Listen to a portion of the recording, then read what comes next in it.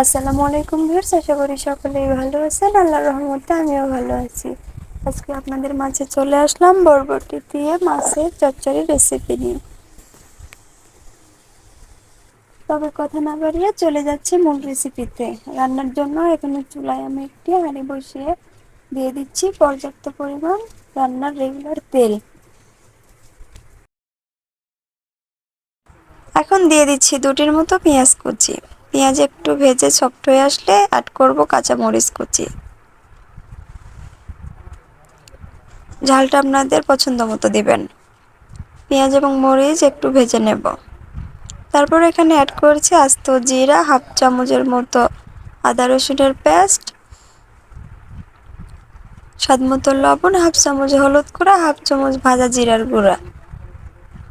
আবারও সবগুলো মশলা ভালোভাবে নেড়েচেড়ে মিশিয়ে নেব। সবগুলো মশলা মিশিয়ে নেওয়ার পর দিয়ে দিচ্ছি মাছ। মাছ এভাবে আমি কিউব করে কেটে নিয়েছি। চচ্চড়িতে এভাবে মাছ দিলে খুব টেস্ট হয়।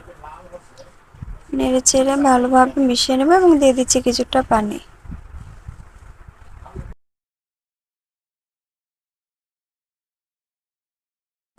মাছ একটু সেদ্ধ হয়ে আসলে উঠিয়ে নেব। এই মশলার মধ্যে দিয়ে দিচ্ছি সবজি। সবজি দিয়ে মশলার সঙ্গে ভালোভাবে একটু নেড়েচেড়ে মিশিয়ে নেব।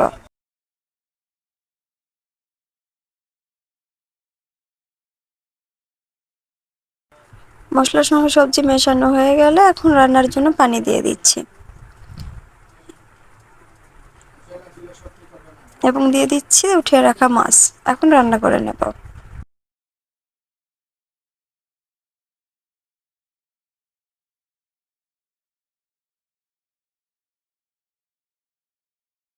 রান্না প্রায় শেষের দিকে, এখন নামিয়ে নিচ্ছি।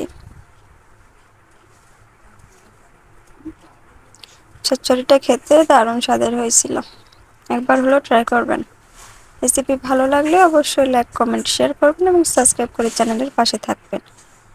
আজ এ পর্যন্তই বিদায় নিচ্ছি। সামনে আবারও কোনো সহজ এবং নতুন রেসিপি নিয়ে আপনাদের মাঝে হাজির হবো ইনশাল্লাহ। সে পর্যন্ত সবাই সুস্থ থাকবেন, ভালো থাকবেন। আল্লাহ হাফেজ।